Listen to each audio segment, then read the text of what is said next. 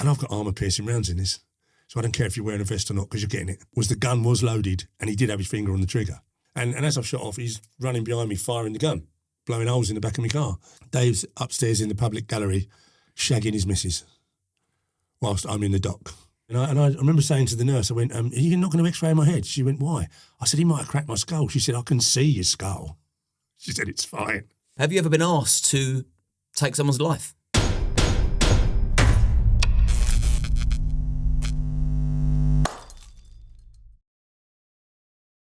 Marcus, thanks for coming on. Thanks for inviting me, Liam. It's a joy to sit opposite someone that's got a similar past to me. Likewise. You're probably Britain's most famous doorman. Yeah, apparently so. Dare I say it? I know people are going instantly. People will be going, Lenny McLean. It's like we're talking about here and now in this day and age. So yeah, your name's up in lights with the big household names. Yeah, it's gone a bit mad. Yeah. It's just really, to be honest, I find that really flattering. I'm just a doorman from sort of, Margate Marcus, as they used to call me. To sort of, my grandson actually messaged me this week. And when Granddad, he went, you are the most notorious doorman in the UK. And I was like, what? So yeah, I'm flattered. When I started working the door in 98, I got the tail end of when guys like you were still working the door. I was lucky enough to work with old school bouncers for a few years before the SIA changed the whole industry. Yeah. But to be working the doors, prime time 80s and 90s, you had to be a certain type. Oh yeah. You had to be very, very capable. Pure and simple. So were you always capable, even from school? If you go back to my school days, which, like I said, probably a lot of it stems from this, I got bullied in every school. And I got to the age, I think I was 13, and I just had enough of it. And I wasn't a good fighter. I was a big, strong, or not big, strong. I was actually like a beanpole, but I was strong. I was brought up, my parents had like a little farm, so we was always brought up doing manual stuff. So I was, moving bales of hay and stacking this and doing that. But when I was 13, I decided to join the local boxing club because I got fed up with getting bullied at school. So I joined the boxing club, and I wasn't a good boxer either. But I loved the training and I loved the bag work, and I became really good at it. I also became good at getting hit, because I had to get in, because I was tall. I was 5'11" when I was 13. So I was tall and quite skinny. So I had to go in with the older kids in the boxing clubs. And so I did get the shit kicked out of me quite often. And my parents used to be like, why are you going to this boxing? I said, I've got to be able to take care of myself. And it did. And it changed things for me. And people stopped bullying me because I stood up for myself. And I think that's why I've also always hated bullies so much, because I had so much of it growing up. What was your dad like? He was not an easy person to live with. We didn't have any neighbours. We were sort of isolated in the middle of the fields on his own. Nearest place was about a quarter of a mile away. My dad didn't have any friends, didn't want my mum to have any friends, wouldn't let my sisters are older than me, wouldn't let him have boyfriends. It was very controlling. Yeah. Was he physical towards you? Yeah, he wasn't shy and, dishing out a bit of justice. But then in those days, I think all the parents did. It was something that, nowadays you wouldn't accept that, would you? But in those days, we actually came to loggerheads. I used to get a fair few slaps off of him.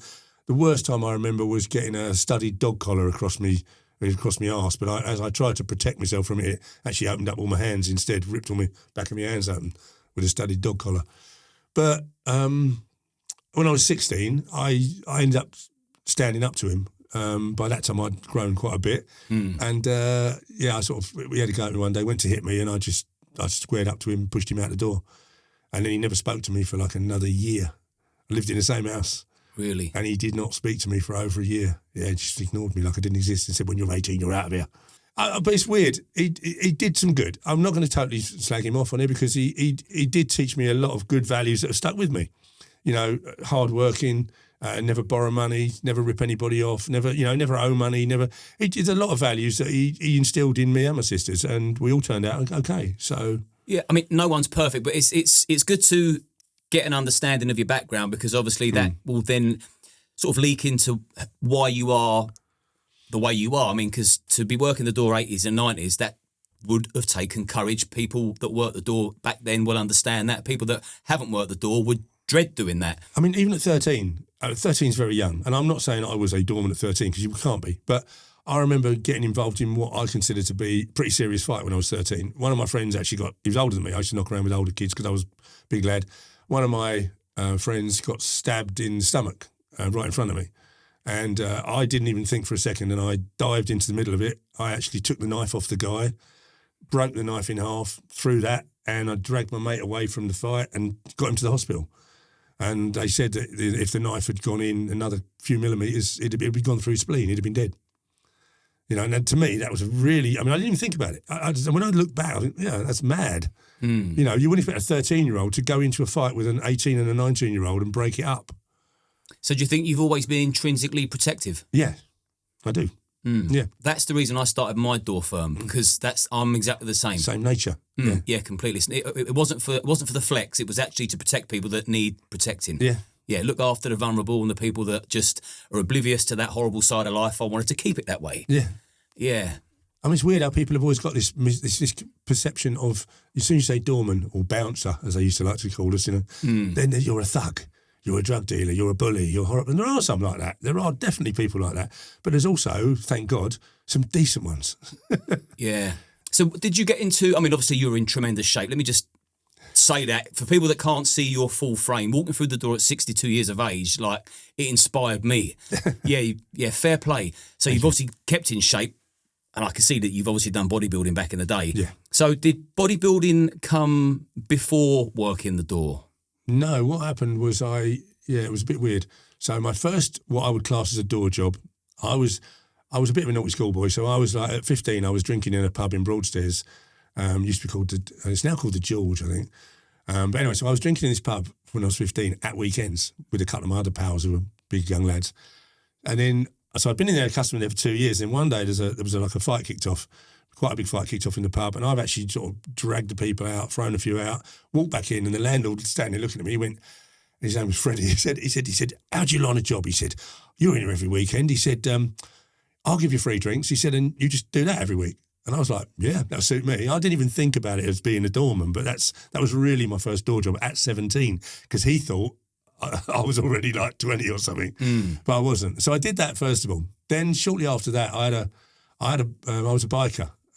Used to be quite an avid biker, and I was asked when I was 17. I was offered to prospect for a club called the Misfits, which were like a pack. They had permission off the Hells Angels to wear only front patches, right. And I felt quite flattered because they were all older guys, and I was like 17, and they asked me to join this club, which I did join. Then I had a bad motorbike crash, and a bad motorbike crash, I broke my left leg in 12 places. I very nearly lost my foot. Literally, there were 4 surgeons in the hospital. 3 of them wanted to cut my foot off, and one of them said he'd save it. So up to this point, I'd always been interested in gym and training and whatever, but I'd never really done it seriously. But when I spent 2 months in traction, with steel pins and stuff in me, I got out of the hospital. They told me I'd always have a limp. I'd never be able to do sports. They gave me a whole list of stuff I couldn't do. So I ordered a bigger motorbike while I was in bed in hospital, came out, went back on a bike, went to the gym, and I got carried away. I went to the gym to try and strengthen my legs up. And it was the same. I met some doormen in there at the same time who were training using the same gym. And I think I put, this is when I was natural then, I put on about 2 stone in weight in the first 6 months, naturally. How old were you? 18, yeah, about 18. Because I had the accident a week before my 18th birthday. So I came out. So by the end of 18 before 19, I started training in the gym. Got carried away with it, and then also because a lot of the doormen used to train there, I then after the gym, they said, "I'll pop up the bar, come up the bar and have a drink with us on the weekend." So I turned up this Green's wine bar. It was in Margate, and of course it kicked off a few times in that place, and I couldn't just stand there and not do anything. So I just got involved. And next thing you know, I'm getting offered like extra bits of work there. They said, when they needed an extra for bank holidays, they was like, do you fancy stepping in, being the extra man? So I started doing that. One of the doormen from then, I'll mention him again, Big Lloyd, great guy, still really good friends with him now. The other 2 guys I worked with, though, were the epitome of bad doormen. They were big, very capable bullies. And they were not happy unless they could twist someone up or knock them out or beat them up. So I learned, although I learned the job, I also learned really how not to do the job. Yeah.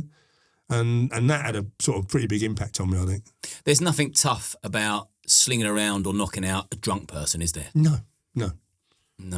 not at all.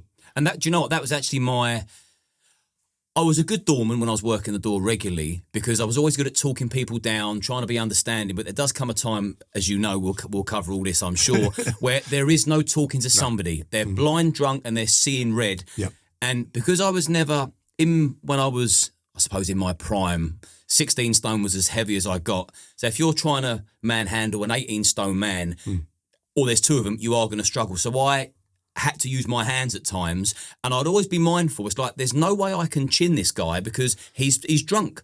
So that's unfair. But if I don't do something, he's going to get the better of me because he's twice my size and strength. Mm-hmm. So I would use my hands, but I'd hit him in different places to disarm them, and then they would leave quite easily. But yeah, I was always worried about that. I was like, I do not want to chin someone that's blind drunk in case I kill him. And plus, it's the behaviour of a bully. Well, in the early days, I must admit, I didn't think about it the same way as that. Later on I did. At first, it was like if someone hit me, I hit them back. Ah, that's different. Yeah, but what happened was that every time because I had the boxing training, and then I got bigger with the gym training. And so when I was hitting people, I was breaking them. And it wasn't now and again. It was like, I mean, you get some people go, I knocked him out. No, if I hit you, you was unconscious. That was it.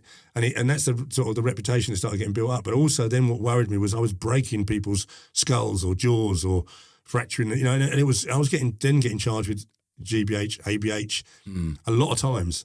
It got to the point, I remember one year when I was a bit older, I got charged 3 times in 1 year for GBH, and a couple of them were like Section 18s, where they're trying to say that, it's with intent. And that's Big Bird. Yeah, it's Big Bird. And, I was never, ever the one to start a fight. I never have started a fight in my entire life, right? And like I said, like we were saying, I always saw myself, but I thought if I keep going like this, if I just keep walloping people, sooner or later someone's going to either drop down dead or I'm going to go to prison for what I've done to them. So I was very fortunate. I had a guy who worked for me called John Morley, who's... I think it was black belt 3rd dan in Aikido. And I started having private lessons every week for a couple of years of Aikido. And it really helped because now I had some new skills. So now I still had all the strength and the size and the deterrent. But now when someone got in front of me, like say like a drunk, I would literally put a sleeper on him. I'd just go for it, bosh. He'd be out in a few seconds. I'd carry him outside and he'd wake up in the car park. He hadn't got any bruises, he's not hurt. No one's been battered. And it worked. So I basically, for most of the time, if I could, I would use restraints and do it in that fashion. I also started using a guy called Ken Hargreaves, who was one of the best doormen I've ever met in my life. And he used to teach control and restraint classes. And it was after seeing him and his team perform in a club in Maidstone, how well they performed, that I actually paid him to come round to my venues and train my guys. Every few months. I used to pay for it, a training session. All the guys that do was just turn up, And we taught them a lot more skills in those days than what they're. I mean, nowadays they do actually teach a bit of control and restraint, but it's fairly limited. But in those days there wasn't teaching any in the door course. Yeah, you had to rely on brute strength and ignorance, didn't you? And when you see a whole team who've got the same set of skills, they look so professional. When they go in and deal with it in that way, they're all just sort of like, they all know what the other one's going to do. It's not like an arm and a wing and they're sort of like dragging them out or, it is amazing. Looks professional, is professional, and the job gets done properly. Tell me about the first few years, the evolution of your door work, from working the door independently to then it evolving into forming your own firm. Yeah, so let's say 17, 18 on the door. First proper job, I think, I was probably about 18, 19. The Greens Wine Bar for a little bit. I got offered a job at a place called the Ace Clubs. Ace Clubs in Margate, very troublesome place. Only 2 doormen, had a pub downstairs, nightclub above it called the Ace Clubs. You would now, to run that venue as it was then, you would probably want 6 doormen. Right, it was 2 of us. We had no radios, no uniforms, nothing, no badges, and it was a nightmare in Margate because especially in the summer trade was so different to the winter. So winter trade, you've got all the locals to contend with. As soon as the summer gets there, on a Saturday, for instance, you would get 70 coaches come from London. So 70 coach parties. In those days, again, in the 80s, football violence was still very big. So, the rave scene hadn't started yet. So these people were coming down and you get Millwall, Arsenal, Chelsea, blah, blah, blah. And they'd all come down to Margate for their days out.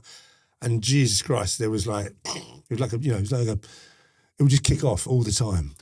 People that haven't worked the door, they'll just probably think it's a door is a door, but it's not. If you're working like the coastal areas, that's a whole different ball game because you don't know who's coming next. The thing is, this, you don't know who's coming in the door, so you don't know who these people are. They're only down for one day, so they don't care if you bar them. You know, they don't care. You're not going to be able to, even if they did something really atrocious, you can't go around their house and find them next week, which I can when it's local.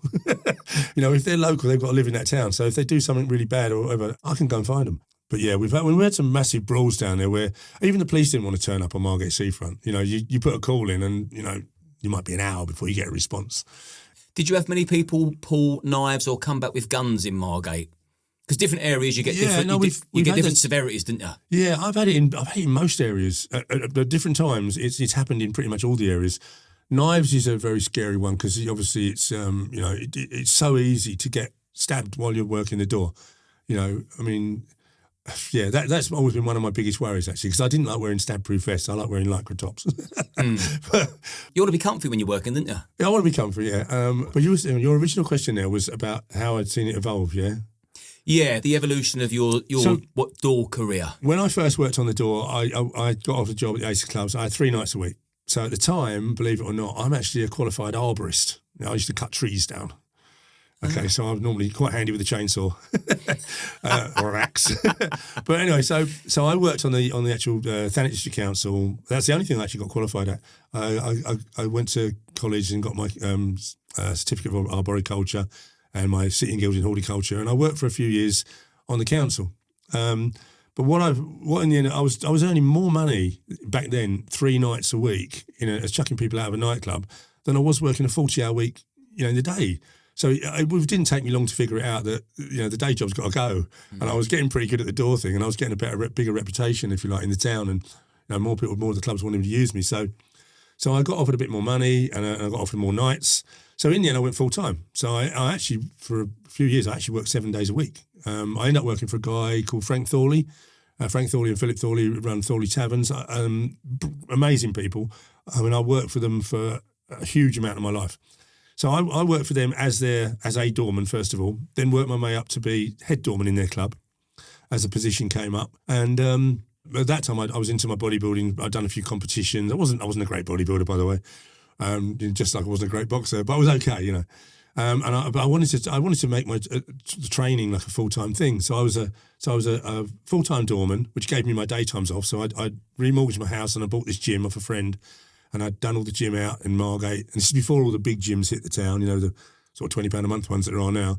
In the old, this was a real spit and sawdust gym. It was on 3 levels. It was 4,500 square foot, big gym, and all the doormen used to train there. So it was a proper testosterone gym. But I had full time on the doors, and I had this gym. It was brilliant, my perfect life. And then my wife divorced me, and she put a court order on the gym, and I lost the house. I had to move into a bedsit, and I was pretty much on my arse. I was gone from like a 3-bedroom semi-detached house, and I'm living in a bedsit, sharing a toilet with 3 other rooms. It was awful. I mean, it was awful. But I stayed in there for a reason. To make myself find a way out of it. And so I actually, when I was in there, I thought, right, I still had the gym at the time, but she put a court order on that. So I thought, what can I do? The only thing I'm good at is door work, and I can only earn so much money working as a doorman so many nights a week. And I thought I'd start an agency up. So I started an agency, called it Mark 1. At what age? I was 28. Fair play. So 28 years old, started the agency.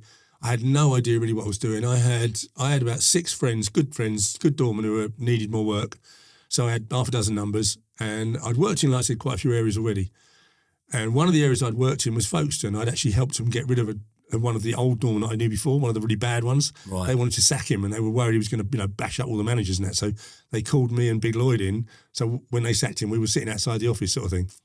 And so we got rid of him, and the guy must have remembered it. So I got a phone call one day. I've got my security company formed, but I didn't get any work. 6 months, I'm knocking on doors and getting, no, not here, no, not here.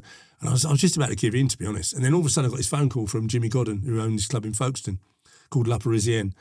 And he said, look, my entire door team's walked out. I need 16 doormen this weekend. Can you do it? And remember, I had 6. I went, of course I can. So I was like, shut up, yeah, I can. So I rang around in them days, as I say, before the license, before the SIA. So you could literally ring up the rugby club and get a couple of, props or whatever, and you could get a couple of guys from the boxing gym. And so I put a ragtag team together, and I got the 16 guys there for the weekend, and I took the weekend off from Thorleys and worked there myself, and I got it all running right. They were really happy. So then I just had to tweak things up a little bit. So then I started, making things, really tight and getting it right. And I took control of that club and that area, done a good job. Then Thorley Taverns realised what I was doing, didn't want to lose me as their head doorman. So they gave me a bit of a wage increase. And then they said, look, you've always found our doorman for us anyway. They said, but we'll do it through your agency now. Mm-hmm. So then they had, like I said, by that time they had multiple venues. So then I started supplying them with doorman to their venue. So it's very sort of fairly quickly started to grow. And then I suppose just as the reputation sort of spread a bit more and a bit more, it just got bigger and bigger. It took me 10 years. So from 28 to 38, it took me to get up to about 50 staff, which is reasonable. I was in what I'd call a comfort zone. I was making enough money that I felt I was really sort of like quite happy with myself. Can train every day. I could train every day. It was great. The gym had gone now. The gym had gone, but so I was full time running the doors and working venues. And then during that time, the club in Folkestone had been bought out by Luminar Leisure. I'm sure you know Luminar Leisure. Yeah. I mean, back in the day, they had 400 clubs across the country. Big business. Steve Thomas, Steve Dennis, and that lot. So when they bought the one in Folkestone, they realised that how good my little company was, and they then started offering me other bits and pieces. They sent me down to Eastbourne to do the what was Kings and Jacks then. And then because I got that one, that was like an inn there, and then I ended up getting the pier, and then I ended up with 16 venues down there. So it grew and grew and grew. I mean, I think it expanded mainly after I went on one of these crazy seminars. Tony Robbins. Oh yeah, yeah. I did that when I was about late 30s or something, and it just would do shift the way you think. Yeah, big time. I just come out of that seminar, I wanted to take over the world. Do you know what I mean? Yeah. But it was like, so much energy. And I went back, so I had 50 guys working for me when I went into that seminar. And then the next year I booked the seminar again because I had so much energy from it. And I thought anyway, so I was going in the next year, and my friend come with me, Giles, and he said to me, you set 3 goals last year, didn't you? He said, what were they? I said, expand the business, reduce my mortgage, and own a gold Rolex. He said, what's that on your wrist? I went, it's a gold Rolex. He went, how many staff you got this year? I said, 120. He said, you had 50 last year, didn't you? I went, yeah. He said, how about your mortgage? I said, I was down to 7 years. He went, all achieved then. So I went in that year, set more goals, and then the following year I went back and I had 200 staff, which was actually the peak of what I ever got to. But which is very, very impressive. Yeah, it was. I was really happy, and at that point, I also got I started getting a much more sensible head on my shoulders, and instead of just I was partying my arse off for many years. For the first 10 years, I just partied a lot, too much, and I wasted a lot of money. But I got to that sort of, I think I was just around about the 40 years old, and then I was making very good money, and I thought this isn't going to last forever. Nothing ever does. So I started investing it. And my favourite place at the time, I'd been to Thailand, and I really loved it out in Thailand. So I started buying properties out there. I had a big house built, which I've still got. And then I started buying up. I started working on my retirement plan. So at the time, I thought, what a lovely place to live, warm climate, great place. So I started buying houses out there. My plan was to buy 1 a year and then retire at 50 with an income out there. But what happened was I actually ended up buying 12 in 6 years. I went ahead of plans, but I could have retired, but I didn't then. I won't go through all the reasons, but I ended up just keeping the security going in England, managing the houses in Thailand, which also wasn't easy. So at one point I was doing a month here and a month there, just constantly backwards and forwards, running both businesses. That's a nice way to live. It was pretty cool, yeah. And when I was back, when I came back also after a month away, I was really fresh. So it was like, I want to get my teeth into it.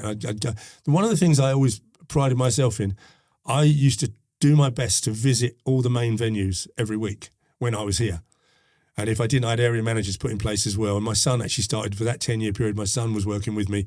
So if I didn't get in the door, he did. But I always made that as a real important thing, that you have to know what's going on the sort of shop floor, if you like. You need to know, because otherwise you haven't got a clue what your staff are like, really, unless you go there and do a night. And see them, see how they turn up, see if they're dressed properly, see if their behaviour's right, talk to the manager, see if they're happy. It's a tough business. It's a very tough business. How did you find it when you would take over a new door?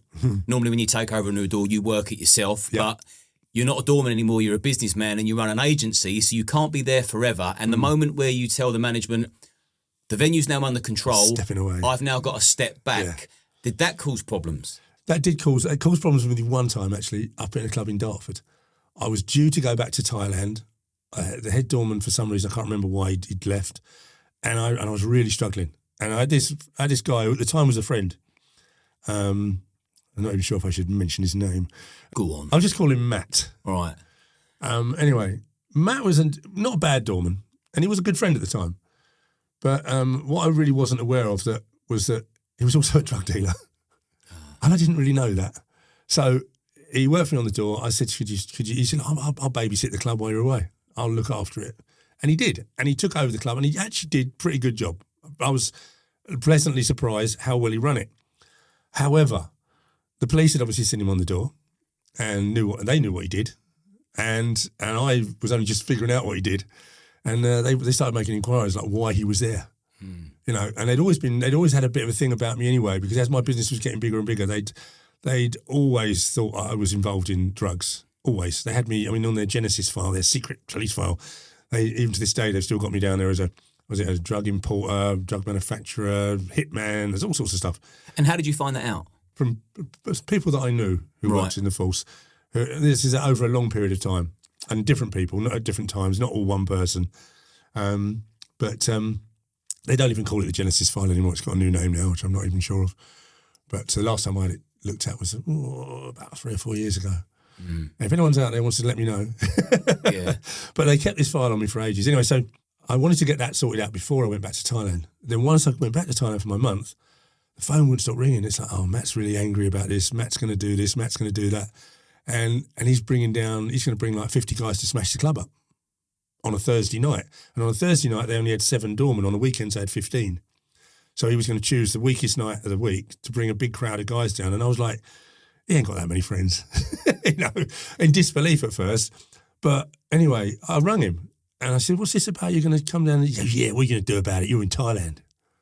And I was like, shit, And he really was intent on causing me a big problem. So I rang quite a few people who I knew, friends, doorman, whatever. And no one, apparently he got some real naughty characters involved in this as well. And they were coming down and it was a thing they were going to do it the next Thursday, blah, blah, blah. So I didn't have much time to sort it out. Anyway, I phoned a crazy friend of mine. I won't give his name, but his nickname is Proper Chopper. And he comes from North London. And he is one crazy motherfucker. And I put it to him. I said, look, I've got this problem. I need someone who's going to stop it. I'd do it myself, but I'm not here. I'm not in the country. He said, I'll do it. And I said, no, you don't get it. I said, don't take this lightly. This is a big, nasty thing going to happen. And I need to stop it. He went, so what do you need? So I said, I just want to stop it. He went, right, so about 8 of us probably. He said, 8 or 10. I'm like, yeah, that might be able to do it, yeah. So I said, look, I'll give you £5,000. I'll pay you £5,000. I also rang a load of other off-duty doormen, shall we say, just big lumps who weren't doormen that I knew, and I paid them £100 each just to be in there. I paid 5 of them. So instead of 7, there was now 5 extra lumps in plain clothes sitting around the club that night. But this group turned up from London, and I knew they were going to be armed. So the only person I actually trusted at the time, well, I didn't trust my new head doorman, couldn't tell any of those. The people they were bringing to the club, most of the doormen were scared of. So I told the manager what was going on. He was the only guy, apart from me, that knew what was really going on. I said, right, there's a stag do coming from London. Don't search them. They're friends of mine. Let them in. Okay, so that's what happened. They got let in. They got in early doors, 2 carloads of them. And anyway, later on in the evening, this big group turns up, about 50 guys. And their intent is to come in and smash the place up. Now, the doorman I actually had working at the time, and I honestly can't remember exactly who it was, so I'm not going to make anyone look bad here, but they opened the door to let them in, yeah, rather than try and stop them, because they were actually more scared of them. And all of a sudden, my friends have gone into the reception, but instead of stopping them getting in, my friends searched everybody and let them in. Anyway, so this guy, Matt, he's called him out. His name was Matt Bierman. He said, oi, Matty Beer. He said, who's Matt Beer? He went, Matt Bierman, that's me. He went, right, and he pulled him outside and he stuck a piece in his face and he went, see you and your friends. He said, if someone doesn't pay for a drink, if a glass gets broken, if there's any damage whatsoever in there tonight, you're getting it. Right? He goes, and I've got armour-piercing rounds in this, so I don't care if you're wearing a vest or not because you're getting it. He told him to make a phone call as well, my friend. He said, if you know anybody, if you think you're a bit of a lad, he goes, phone anyone you know and ask them about Proper Chopper. He said, and he said, then come back and talk to me. Right? And he let the geezer back in. He's now running round inside the club to the 50 blokes that he's got down there who are going to smash the place up. But he's now running around going, pay for your drinks, don't cause any trouble. And he literally, by the end of now he wants his number and he's trying to be his best friend. Right? I'm unaware of all this. I'm still in Thailand. It's sort of 7 hours difference. Anyway, so I did say to my friend, though, Chopper, I said, listen, when you leave there tonight, I said, I've just got a feeling about it. It's a bad feeling about it. So the only person I trust is the manager of the club. Right? I said, so whatever tools you got on you, you got to leave them. Don't take them home with you. Leave them in the club. He'll lock them in the safe. I'm back in a couple of days and I will return them to you in North London. And that's exactly what happened. When they left the club, they'd been bubbled up. The old Bill pulled the 2 cars over, searched the cars. It was Matt who'd done it. He'd rung them up because it made him look really bad. So I suppose he wanted to get a bit of payback. Yeah, I bet he did. But I rang him the next day. And I said, he got in the club, didn't he? He goes, yeah, we all got in. I said, yeah, you did. I said, but you all behaved yourselves and you all pay for your drinks. I went, let us know when you come in next time. We'll put some extra bar staff on. I'll proper to the piss. Right? And I was loving it. But yeah, the most scary thing for me really was that when I got back a few days later, I had to go and pick up all this stuff and then drive it in my motor back to North London and hand it back to the lunatics up there who would help me out. But I'll never forget that favour they did me. And no one, at the end of the day, no one got hurt. Which is the ultimate goal. Which was my ultimate goal. I mean, a lot of people listening to this might think, oh, he's a bad person. I'm not a bad person. All I was trying to do in that situation was stop carnage happening in that club, and it would have been carnage, right? And through intimidation or threats or whatever, we managed to do that. Do you know what I mean? So, and also, if you imagine what that did to my reputation at the time, went even higher because people went, Jesus, you know what happened down there? You know what I mean? Because imagine the explaining he had to do. I mean, you imagine spending a week or two geeing all these people up to get enough people to come and smash a place up and beat the doorman up. Flexing. And then all of a sudden, you've got to all behave yourselves and pay for your drinks and don't break a glass and be nice. Yeah, that would have chewed him up. Oh, did. I think he left the town in the end. Have you ever had any credible threats on your life? Loads. Yeah, loads. I mean, when you say credible, loads of threats and quite a few credible ones. Osman warnings. Oh, the police. When the police come and say, "Look, we've got intel that someone wants to murder you." Yeah, a couple of times that. Yeah, I had my house. They put a panic button in my house once. That's before I even had my agency. They put a panic button in my house when I was married to my first wife, and my son was very little. What was that about? I can't even remember. There was about 3 doormen involved in that. They wired all of our houses up. It was quite a big one. Is that because you've kicked a firm out and they've come back? Yeah, we kicked them out, or we kicked them out and ended up hurting them. I had the worst one where they actually did take action. The one where they wired my house up, I don't think anything actually happened that time. But the worst one was in 1990. So I'd got back on the housing ladder, got out of my horrible bedsit. I had just bought the house in 1990 that I still live in now, in Margate Road in Ramsgate. I was on the way to, I had my son, and I was on my way to a video shop on a Sunday when you used to go to a video shop, get a film, watch. And anyway, there was this guy, a group of guys that on that weekend I'd had a big tear up with. I see them walking down the road in the afternoon. They'd been out shooting. They got the shotguns on their back and the shells around their. I saw them coming down the road. 5 of them. And anyway, they must have seen me go in the shop. They waited outside for me. And as I've walked out the shop, holding my little boy's hand, this guy's shoved a shotgun case under my chin. He's got his hand inside the case on the trigger. And he's going, not so fucking brave now, are you? What do you think of that then? I went, well, why don't you put the gun down? I said, and I'll batter all of you like I did on the weekend. I'm thinking, what else can I say here? You know what I mean? I'm not going to go like, oh, don't shoot me. And my son is like just shitting himself, obviously. He was only 4 years old. And the guy from the shops tried to intervene, but he's seen the guns and the 5 guys, and he's just gone back in to phone the police, basically. Anyway, I've managed to get back into the shop, and I've said, look, can you just take my boy in, just hold my boy in here. I'm going back out to see them. And I've got back out to the front of the shop, and I've gone, look, I said, why don't you just put the gun down? I said, there's 5 of you anyway. You know what I mean? But at that point, we heard the blue light coming down the road. Sirens started coming down the road, and the guy with the gun done a scarpered. And by the time the police got there, then there was only I think three of the 5 left. And the police went, what's going on? Who's got the gun? And I went, no, don't leave it. I said, leave it. I'll sort it out. And so I left. I got my son, went home. And then I knew they were all, I was a doorman in Margate then, and they were all from Ramsgate, which used to be a lot of rivalry between the 2 towns years ago. So I went looking for them. with a couple of my doormen. And then on the Monday, they used to have a big night at one of the clubs there. And I went there 2 weeks on the trot, never saw any of them. So the two guys who was coming with me, they decided the third week, obviously, not to go.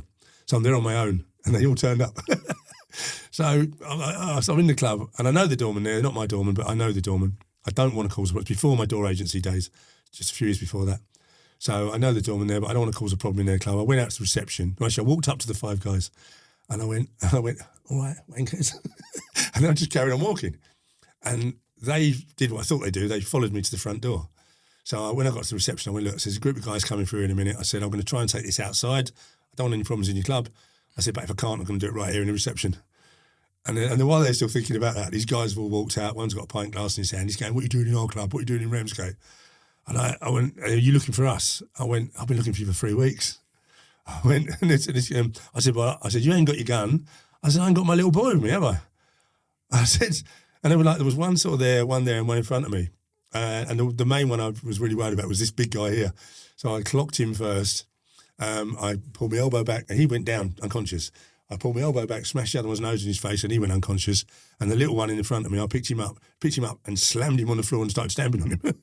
I wasn't being very merciful because they threatened me with my son with a 12-gauge shotgun. Do you know what I mean? And what I found out afterwards from where they'd been boasting about it was the gun was loaded and he did have his finger on the trigger. So when I was saying, go on and pull the trigger, I'm very, very lucky that he didn't. Yeah. I would not have had a head, you know. But yeah, anyway, so I battered them all, and I never had a problem with them ever again. Having guns pulled on you and put in your face, did that ever make you think, I want to stop working the door? It's certainly worrying. I mean, I think when the guys come to shoot me at my house, that was the more worrying one. Yeah, what happened there? I was working for Thorley Taverns then. It was 1990, so it would have been the same sort of time as I'd started my agency. It's around about the same. I'm not sure it was before, but around about the same time. I was working club in Margate, and there was a couple of guys come down from London. They were VIP guests. They were sons of a naughty family up there, and they regularly came down on bank holidays. I knew one of them, not well, but I knew him. Knew what he looked like. And Philip Thorley couldn't make it in. He was ill that weekend, and he said, "Look, these couple of my pals coming down. Make sure you let them in. Make sure you look after them." So when you sort of, as it's a really busy night, and you've got people coming in, and I clocked the main guy. He had a guest with him. Never really clocked the guest, to be honest. Should have done, but I clocked him, and I was like, "Yeah, in you go. You're VIPs, in you go." And on this particular night, it was very busy. It was open on 2 floors, and if you wanted to go outside for a bit of fresh air, because it was really hot in there, you had to get a stamp on your hand so you could come back in again. So saying you've already paid. Well, this little fella's got charged up on a bit of Charlie and whatever, and he's just walked out of a door without getting a stamp. So when he's tried to come in a door that's downstairs rather than the main door, obviously a doorman's challenged him and went, "Have you been in?" And I saw this argument start between one of my doormen and this guy, not realising who the guy was. But I've gone over there just to try and calm it down. So I went, what's the problem, fella? He went, who the fuck are you? I said, well, I'm the head doorman. So he punched me straight in the face. So I thought, that's not very nice. So I've crack, I hit him. And he's gone flying out the door. But he's got straight back up again. He's bounced back up and he's run at me and he's sort of like rugby tackled me and sort of like around the middle. So I've sort of stepped out of the doorway and I'm sort of trying to peel him off of me. And I've just picked him right up above my head and I threw him across the road and apparently broke his ankle. Well, he then got up with a broken ankle and still hobbled back to the door to threaten me and tell me I was dead. And he stood there, going on and on at me. And in the end, I just toe punted him in the stomach and knocked all the wind out of him. And I went, you ain't got nothing to say now, have you? So shut up. Then this other guy, who I did recognise, has come out the main entrance and went, who done that? I'm thinking, oh, shit. I went, me. I went, but he went, don't want to hear it. He said, don't want to hear it. He said, I'll be seeing you. No threats were made. He just picked his mate up, jumped in a cab and went, no threats. Wouldn't listen to anything I had to say either. So I couldn't explain what a dick he'd been and that he'd actually started it and laid the first blow and all that. Anyway, the next day, Frank Thorley rang me up. He went, what on earth went on last night? What have you done? I was like, look, Frank, I didn't start it. I said, the guy was rude. He was starting an argument with the doorman. He'd gone out. He hadn't got a stamp. He punched me in the face as soon as he found out I was the head doorman. Didn't even want to talk to me. I said, I didn't escalate it. I said, all right, maybe I could have dealt with it better. And maybe I could. Maybe an older me would have done. But at that time, after getting punched in the face, I wasn't feeling like being very diplomatic. Anyway, he said he thought he calmed it down. He went and spent 3 days going backwards and forwards to London, trying to talk to the fathers and sort it out. And he said, yeah, you're all right. It's okay. Don't worry. But I never really did. It was about August that happened. And it wasn't till November the 1st, bonfire night. I'm literally coming out of my house on the Margate Road, and I actually had the night booked off, so I wasn't going. Normally I go to work at 9 o'clock, so I'd leave at 8:45. But I came out at 8 o'clock. I was going to pop down the shops, get a bottle of wine and some fags. And anyway, I come out of my house and live on a main road, and there's these two guys, and they're walking down this main road, but they stopped. As soon as they saw me come out, they stopped, and they whispered something to each other, and they're looking across the road at me, and I thought, there's something not right. So I sort of carried on getting in my car. I started reversing off my driveway, and I see this guy's arm drop down, and I see the silhouette of a gun. Oh, shit. And then he's come running across the road at me. So I've literally stuck the car in gear, and I've just shot off. And as I've shot off, he's running behind me, firing the gun, blowing holes in the back of my car. So I've gone to the off licence. I've gone in there. I went, I said, phone the police. I said, someone just shot at me. He went, what? I said, someone just shot at me outside my house. Phone the police. And I have a bottle of wine and 20 Rothmans. Oh, Rothmans as well. Oh, horrible. I used to smoke, terrible. I don't know what's worse, smoking Rothmans or being shot. So anyway, I've gone out to my car. My car's now got 2 flat tyres at the back. So I thought, I'm then worried about my girlfriend who's in the house, thinking these lunatics have a gun, what have they done? So I turned the car around, I drove back with flat tyres. And when I got to my house, one of my neighbours who still lives opposite me, he was out in the road picking up 9mm shell casings. I bet he loves you. He's very friendly. I bet he is. Anyway, and then so we'd obviously, the police had been called. Anyway, the whole bill took an hour to turn up, I think. And then when they did turn up, they were taking photographs of my flat tyres. I'm like, what are you doing? Put a roadblock on the end of the Thanet Way. There's not many ways out of Thanet. It's an island.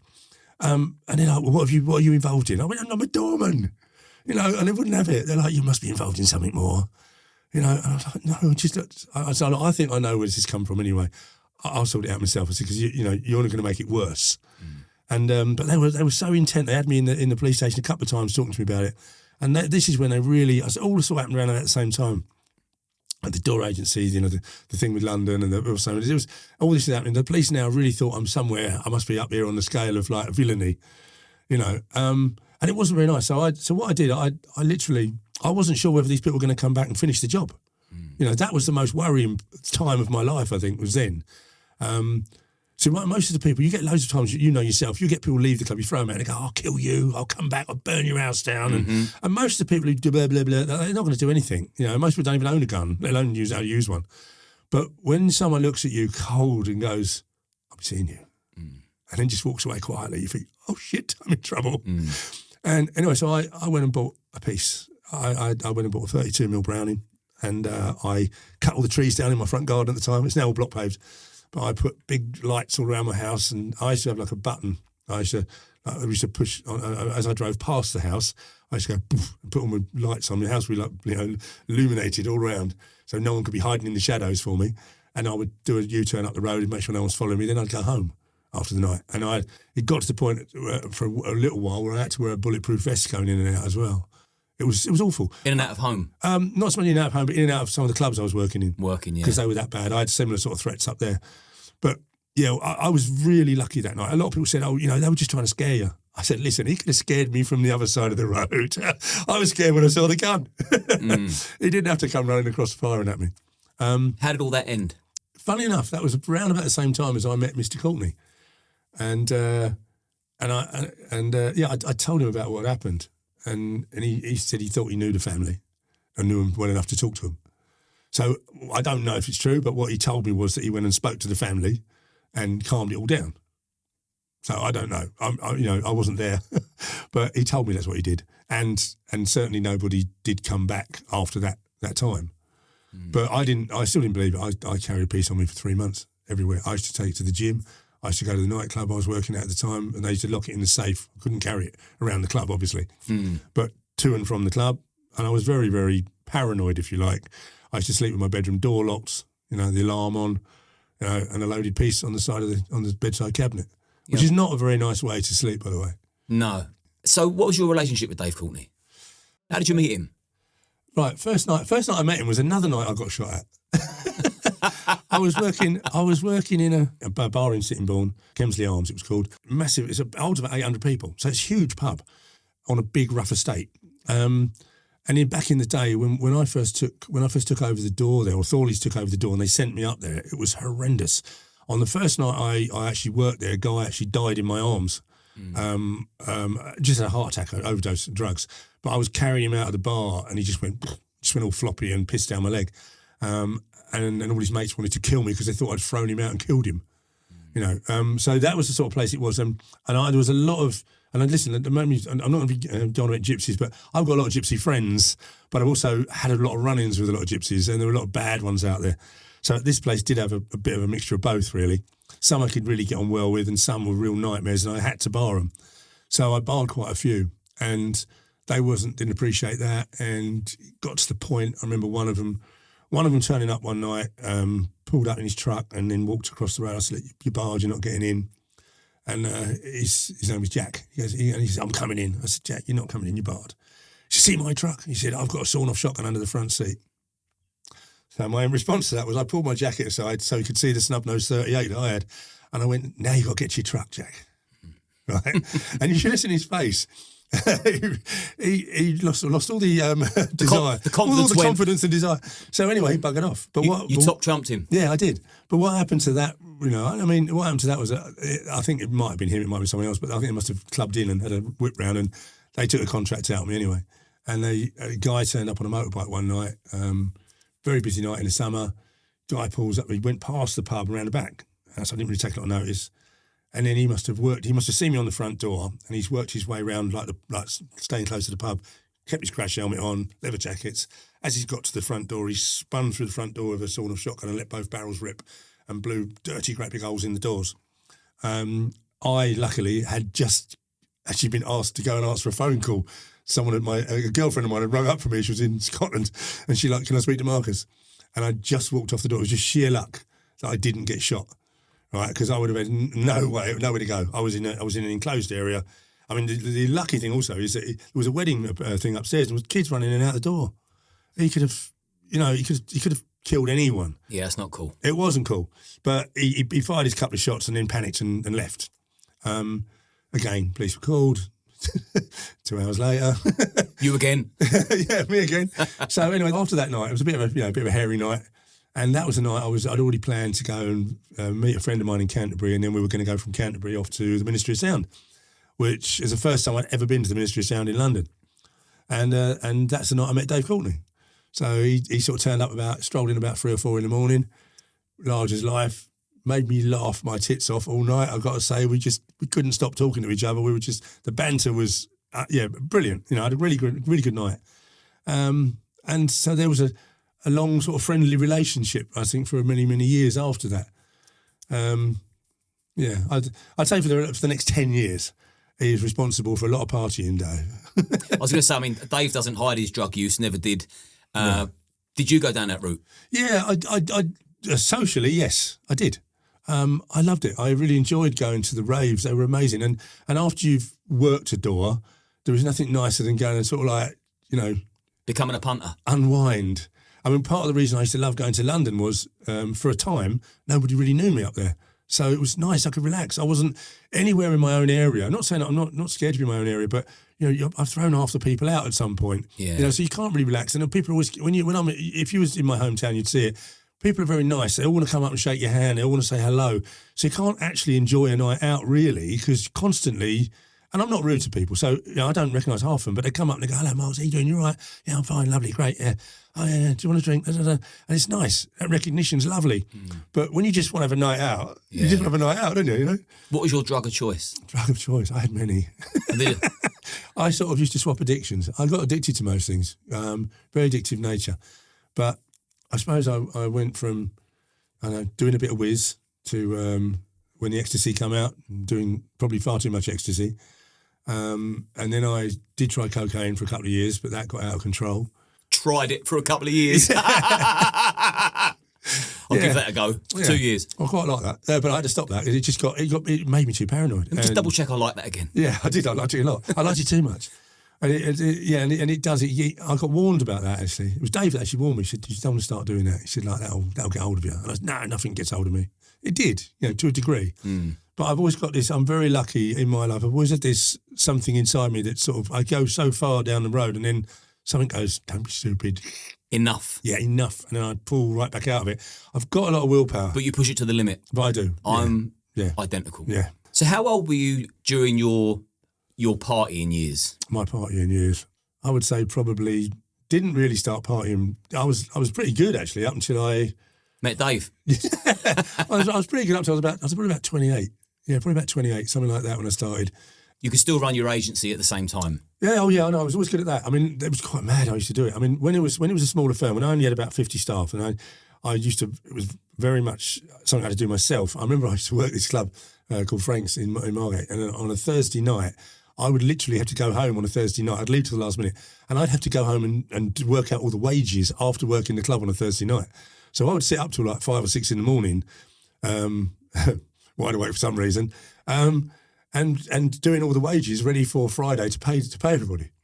So that was another reason the police thought I was dealing drugs, because I originally used to pay all of my doormen cash in a wage packet. There was no backs payments in those days. But because I had so many doormen, when it grew to when it grew to sort of like the 200 doormen in all these different areas in Dartford, Folkestone, Ashford, Gillingham, I had to get these wages to these areas. So I had to make the wages up on a Friday and then get them out. Well, a lot of the doormen, because where I lived on Margate Road, I used to make the wages up in my house. I used to go and pick up a suitcase full of cash, like about 20 grand in a suitcase, and it would all be worked out exactly how many, how much change, how many fivers, how many tenors to make up the wages properly.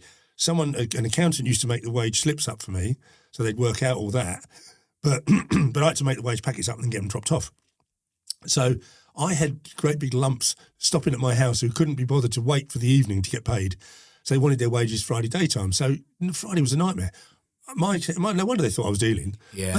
All these like geezers like that, and turn up at my house and like, ding dong, thank you, and off. Constantly. And then I'd go out in the evening and make it even look worse, because then I'd go to every venue in my area, going up to the doors and going, there you go, there's a packet for you, there's a packet for you. And I remember at one point I was at this club called Caprice, and I parked my car, and there was one of them, the police camera things, Yeah. And I literally, as I got out of the car, it's gone, and as I'm walking along the thing, it's like watching me all the way to the club. I was like, what's going on? A little while later, I got raided. I was going to ask that. Have you ever been raided? Loads of times. Loads of times. Did they find anything? Did find one time I'd had my shotgun licence suspended or something, and they did find a pump action shotgun under my bed. And they also did catch me with a bit of personal in my pocket on another night on a Friday evening or something. I got raided. No, just a couple of pills, I think. I'd already taken one. I was locked up off my head. Good times. Yeah. Did you ask them to put some music on? I wish. But it was. I did get raided a lot of times, but like I said, I never. How did you explain the pump action shotgun? Well, actually, it was one that I'd bought many years before. And what it was, I think I bought it. I'd sold it to someone else. Then I bought it back off of them. But it was originally bought in my name at this gun shop in Canterbury. So although they'd suspended my licence, I was actually in possession of a gun that I'd originally bought. So they didn't want to pursue that, which is great. I'm glad. I'm very concerned actually. I still have a shotgun licence at the moment, and I am a responsible person now. And I'm like a 60-odd-year-old man who likes to go shooting, and I am very responsible, and I'm not on the doors, and I'm not the same person now as the man I'm telling stories about 30 years ago. Yeah. So Ministry of Sound from there. The Craze funeral, is that a good timeline to go to now? Yeah, Craze. I mean, the Craze was fun, but that's where all the attention came. Once I did the Craze funeral, that was heaps of attention on me, because I was in all the newspapers, on most of the front pages of the newspapers.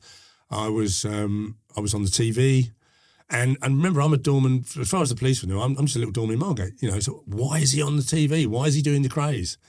But Dave, I mean, it was simple. What I've done all my life is security. And what was I doing on the day of the Craze funeral? I was doing security. And who asked you to do security? Dave put it together. None of us got paid, by the way. Not one of us. Well, I don't think they did, unless he was just picking on me.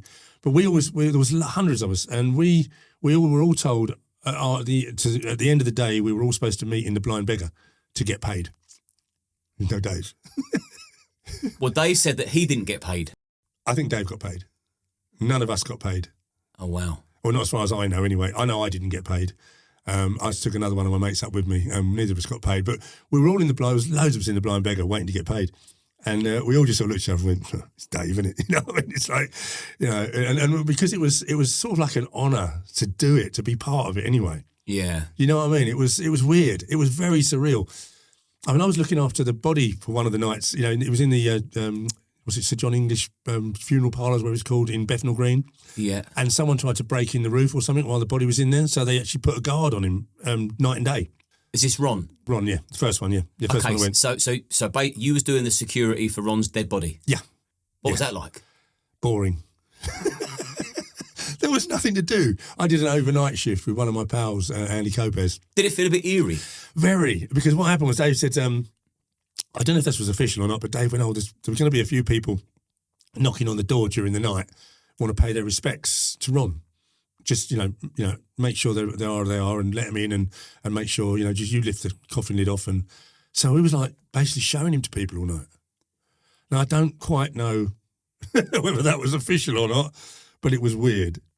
Well, there was rumours that people were snorting coke off Ron Craig's head. Yeah, weren't me. That definitely weren't me. I did hear the same rumours. I heard one that he had a Walkman on as well. I think I've seen the picture. I think someone put a Walkman on him. I think I've seen the picture. So someone did snort a line of Charlie. I'm pretty sure there was some silly things that went on there, but it definitely didn't happen on my watch. I've got more respect than that for people. You know, I just wouldn't. I wouldn't do that. You know what I mean? Not that I was accusing you. Do you know what I actually did? Right, honestly, I was so bored, and there was nowhere there was no like comfortable place to sit down or lay down. It was awful. I do remember that. It was a very long night. I found a Hoover. I did the washing up. There was a tea and coffee making facility there. I did the washing up and I hoovered the place. It was spotless in the morning. Was you partying again? I hadn't been partying. I didn't have anything that night at all. And it was a long night as well. Yeah. Had you met Ron Craig before his funeral? No, I didn't know him. I met Reg. I met Reg in Maidstone Nick because of the funeral. I think Dave took 2 or 3 of us in to see him. I think I went in three or four visits I had. How did you find him? Bizarre, really. It's very surreal sitting opposite, sitting like this at a table, having a meeting. But I don't know how they did it. They sneaked booze and pills in there. And you're supposed to have like 1 or 2 visits, aren't you? I think there was like 4 of us around the table. But they were passing all this. They were going up and getting orange juice and pouring vodka in it. And they were passing pills under. It was all nutted by the end of the meeting, end of the visit. I mean, it was bizarre. It really was bizarre. When I was a kid and I'd go and visit Reggie in Parkhurst, I would smuggle him in a bottle of spirits. Right. So he'd get pissed on the visits that I was going to see him as well. Yeah, that's what was happening. We've both seen Reg Craig drunk. Yeah. Yeah, it was very weird. Because he speaks very quietly, doesn't he? But then the more he drinks, the more animated he gets, and the more he puts his fists up. And then before the visit should end, the screws say, that's it. Yeah, calm down. Yeah, but did you get on with Reg? Yeah, but I mean, I wasn't really there to do the talking. I mean, I was really there just supporting Dave, really. I mean, Dave was the one mainly doing the talking, but yeah, we did have from what I remember, we did have a pretty good old chat. I mean, through Dave, I did meet a lot of people at the same era. I met Freddie Foreman, was round his house for tea and biscuits. I mean, Fred was a lovely guy, but probably one of the most dangerous ones out of all of them. I met Frankie Fraser, Tony Lambriano, all these, I'm not just trying to name names, but those were all people that, boxing promoter. Joe Pyle, real gentleman. I mean, he had a massive dude, didn't he? He knew he was like terminal, didn't he? And he had a massive event in London, which was like his farewell. And I went to that, and that was phenomenal. I mean, the people that were on the different tables normally wouldn't have got on either. There was a little firm from here, a little firm from there, and everyone behaved themselves. Yeah, in respect for him, and that was an amazing dude. You know, when Frankie Fraser and Dave Courtney had their big fallout, did you take a side?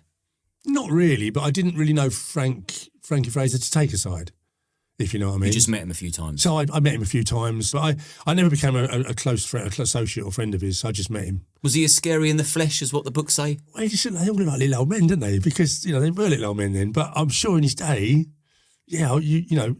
funny little guy, really. But I mean, I'm sure he wasn't that funny when he was, in his prime. Because he was known for torturing people, he used to have a set of gold pliers, didn't he, or something? He used to pull people's teeth out with. Very nice. But only a little fella.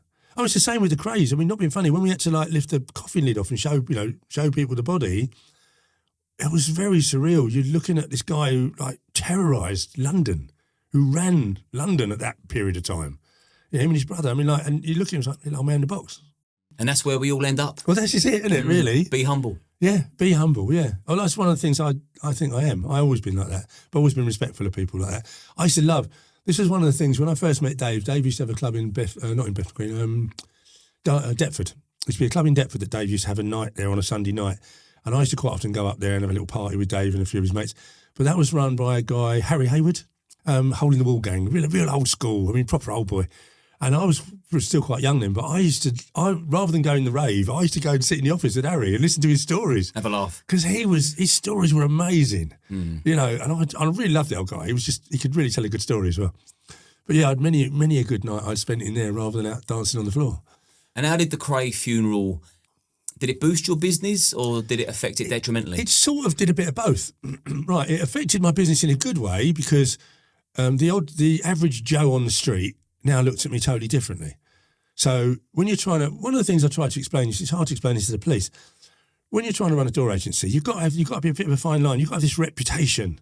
You want a reputation of being a gentleman, but you want a reputation also of being someone not to, to fuck with, basically, not to mess about with, And so you've got to try and build that up. But at the same time, you don't want to be thought of as a psychopath, really, do you? No. You want to be a gentleman, but a tough guy, and when you've got, yourself, when you've got guys who think they're tough working for you, you've got to be that tier above. So, yeah, doing the Cray's funeral it sort of gave me I suppose it did give me a lot of credibility in a way. It's like, shit, what's he doing up there with them? People down in Margate were like, oh, Jesus. But then also at the same time, the police were going, he's a criminal. So it got me a load of bad attention from the police, but it also got me a little bit of credit, I suppose, on the streets. And how do you remember that day? Because there was a lot of people there. It was awesome. It was a crazy day. Yeah, I actually had hair then. I had quite a lot of hair and I was taller. And actually, in fact, I looked like, at the time, Gladiators were on the TV. And I looked just like Mike Ahern, who played one of the Gladiators. I got asked for my autograph so many times that day because they thought I was a gladiator. Did you roll with it? No, I didn't, but I tried. But then, this one woman, she went, oh, you're just being mean. My kid wants your autograph and you won't give him one. I said, I'm not him.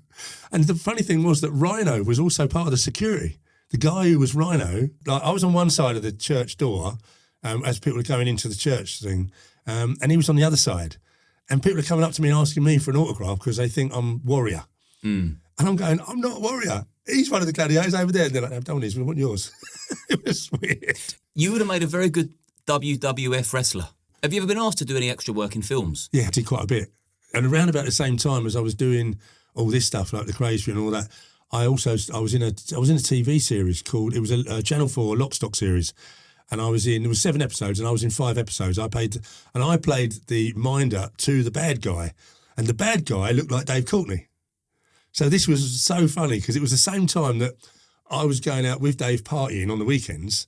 I was acting in a programme with a bald guy and I was dressed exactly what I was wearing. I used to have a long leather trench coat. I used to have, my hair was sort of combed forwards when I had hair and I had big sideburns down here. Looked proper weird. But the old pork chops. Yeah, really silly. But at the time I thought I looked cool. And so anyway, I'm dressed and wearing what I would wear to go out on the weekend to the raves and to the clubs. And I'm actually looking after a bald guy who's driving around in a Rolls Royce, which Dave had at the time as well. Did you ever get into any trouble with Dave? Yes, definitely. Spill the beans. Okay, second time I met Dave, because we met in the Ministry of Sound. We both had such a good time together. We went, we've got to meet up again. We just can't be a one-off. We've got to meet up. So I said, yeah, but next time I said, can we meet somewhere in the middle? Like, because you're from London, I'm like from Margate way. Can we meet somewhere else? So we actually ended up meeting in a club in Swanley, which wasn't really in the middle, but it wasn't quite. I didn't have to go into London, so it's at the top of the M2 sort of thing, So it's a club called Deja Vu. Oh, it used to be called Hickory's. So Hickory's, Deja Vu, whichever it was then. I've met Dave there, and I was quite a regular in that club, so I knew all the doorman, and it was a nice place to go. Shut at 2 a.m. though, so it was an early close. But it was full of gangsters and drug dealers and partiers, really. We fitted right in. And so I've gone in there, Dave's driven down, I've driven up. We've had a blinding night. We are spanked. We have done 6 bottles of Moët. We've done a dab of this and a bit of that and a couple of pills, and we're flying. Anyway, it's come time to leave. So we've gone out to the car park. He's saying his goodbyes. I've walked into his car. He's got in his old Mark 1 Jag he's just restored, right? And he's driven off towards the Well, I thought he was going to drive out of the car park, but he didn't. So he's driven down the car park. And he said, I don't know if you know this club, but it's got a big, like 14-foot high wall around it and an in and an out door, sort of entrance to the car park. Dave has just driven, and he just drove straight into a brick wall. Just smashed straight into this brick wall. And I'm like, what the fuck? I've run down there, I've opened the passenger door, and Dave's like he's like, what happened? He said, I think he slipped into gear. I said, Dave, there's the entrance is there. You went straight into a wall, mate. And I said, look, and he cut all his forehead open, right, on the mirror. When he hit the mirror, it shattered on his head. So he's pissing blood. And I said, well, listen, Dave, you can't drive the car. And all the front of it's all mangled. And so he said, no, I'll get it off. So he put it in reverse. And he's spinning the wheels, right? And all the front's crumpled to shit. And he's spinning the wheels. And literally he burst the tyres. He spun the wheels so much. I'm covered in bits of rubber. I'm standing outside the car, splattered in bits of rubber. And I'm like, Dave, I'll get my car. I'll drive you home. Great idea. Not really. I'm just as spannered as he is, right? Probably shouldn't have done this. But anyway, and I didn't know Dave that well. And I didn't know London at all at that point. I didn't know where anything was. I did later on in the years. But anyway, so that time, I've offered to drive Dave home. Dave's gone, all right, so bring your car around. I've got some things I need to take out of my car. So anyway, I've opened the boot of my car and he's taking these boxes out of the boot of his car and putting them in mine. And I'm just not even taking any notice of it, really. I'm sort of like, yeah, whatever. Got him in the car. I didn't even think what he might have in the boxes. So anyway, he's in the passenger side. I said, right, Dave, I don't know where I'm going. He said, well, Plumstead. I said, don't mean anything to me. Where am I going? He went, just drive up the A2 and I'll tell you when to turn off. So I'm driving up the A2 and he's sitting next to me. I kept looking at him and he's passed out. He must have concussion or something, right? So he's just sitting there all slumped. He's bleeding everywhere. And I'm carrying on driving up the A2. And the next thing I know, I've actually sort of bumped over a traffic island. And I'm sort of like, shit. I'm looking around. I think, Dave. He said, what? I said, I think I'm lost. He said, where are you? I said, well, if I knew where I was, I would be fucking lost, would I? I said, I've got no idea. You should drive up the A2. I drove up the A2. He said, oh, and he's looking around. He's forgotten. His blood has now dried all over his face. So he pulled up next to a car at these traffic lights and he buzzed the window down. He went, excuse me. And he put his head out and his geezer just went, and just drove off. He went, what's his problem? I went, Dave, you're covered in claret, mate. He's covered. Don't look good. He said, oh, try this one. So he pulled up next to another car. They'd done exactly the same thing. No one really wanted to talk to him. Right? What we didn't know was there was a police car right behind us. So the police car, blue lights come on. We pulled over and Dave's going, oh, I'm really sorry. So we're both sitting in the car. I'm looking at the mirror on his side and I'm watching this policeman walk up the inside. But I'm leaning on my door like this. And Dave's apologising to me for getting me into trouble. And I'm going, look, Dave, just shut up, just be quiet. So anyway, I didn't know there was a policeman could open this door. So the cop was opening this door and I've fallen in the street because I didn't know. I was looking at the policeman coming to the other side. So I've literally fallen out the door and I'm laying there looking up at this policeman. He went, have you been drinking? I went, of course I have. So he went, right, over to the curb. So we got over to the curb and Dave's going, I'm really sorry, you lose your licence. Anyway, so they got the breathalyzer out and they breath tested me. And I actually blew an amber light, which was a result. So, and Dave, and when the cop went, he goes, you passed. And Dave went, he fucking what? I went, Dave, shut up, please. And then they started asking Dave what has happened. Why have you got blood all over you? Why are you driving around at 4 a.m? So we lost a lot of time here. Why are you in acne? We're supposed to go to acne. Drove up the A2, ended up in acne. Anyway, so Dave came up with this story, because he does love a story. He said, well, what happened? He says, we left a club and someone was stealing my car. So he said, I jumped in and tried to stop them and they've hit me over the head with a crook lock that was in the car. And anyway, so, and then he's crashed into a wall. And I'm thinking, that's sort of like, and I'm not saying anything, right? But the cop was going to say, right, so you're out looking for the person who stole your car then? And I'm like, no. So then he went, you got anything else in the car I should know about? And I'm thinking, oh shit, what did he put in my boot? What on earth did he put in my boot of my car? But anyway, before they get to the boot of the car, they're now searching the inside of the car. Now, I said, look, I've got a weapon in the car. I said, but I had it there for a reason. I said, I took it down to a mate of mine to show him. I had a 19-inch long knife with spiked knuckle dusters on it. Okay. And I said, it's an ornament. He said, ornament? And he's recording everything. Right. And I went, yeah. I said, I took it down to one of my mates. So, yeah. Anyway, so I came up with this story. Then Dave, they put their hand in. Dave had taken his knuckle duster out, which he always had on him, and left it in my centre console. So the policeman went, he goes, and whose is this? And I went, that's his, definitely his. And Dave went, you grass. Right. So I went, well, it ain't mine, is it? You put it there. So anyway, they've gone. Then they went, right, open the boot up, and I'm thinking, oh my God, what has he put in my boot? So anyway, so they opened the boot up, and luckily it was just like boxes and boxes of flyers for a rave, and pictures of Jenny and whatever he used to do the old singing and rapping and that for him. And anyway, but in one of the boxes was a set of handcuffs. So the policeman pulled his set of handcuffs out and he goes, and what are these for? And I'm a bit pissed still. So I went, that's in case we pulled a bird. And this copper went, in case we pulled a bird. I went, I'm only joking. I'm only joking. And everything I said, he wrote down. And I'm like, really getting frustrating. But anyway, the short and long of it was, Dave had to go to hospital because his head would need his stitches. So Dave's gone off to the hospital. I went to Hackney Police Station for the evening. So they took me to Hackney Police Station, and I am still off my trolley, to be honest. But they've got me in there, and they've searched me, and made me empty my pockets, and there's a little plastic bag there. And they said, I'm sitting at a table like this, and this policeman went, he goes, pushed it across the table, he went, what's that then? I said, well, I'm no detective. I said, well, that looks like a fucking plastic bag to me. He said, you haven't even got any ID on you. I said, I had some in the car. I said, but I forgot it's in the car. He said, well, how do we know you are who you say you are? I said, well, here's an idea. I said, ring Margate Police Station and tell them you've got Marcus here. They'll probably verify who I am. So anyway, he went away, locked me in the cell. And then he come back about 15 minutes later and he went, oh yeah, he said, they verified who you are, all right. He said, not exactly Snow White, are we? I said, I wasn't expecting a character reference. I said, but yeah, I said, but I am who I am, and I. And he said, why do you have 700 quid in your pocket? I said, is that all I've got left? Right, so we went through this. It was a bit of a wind up anyway, but I behaved myself. They locked me in the cell. The guy next to me in the next cell to me actually got the crap beaten out of him during the night because he wouldn't shut up, and they beat the granny out of him. And there was a big blood trail out in the morning. There was still a trail of blood also.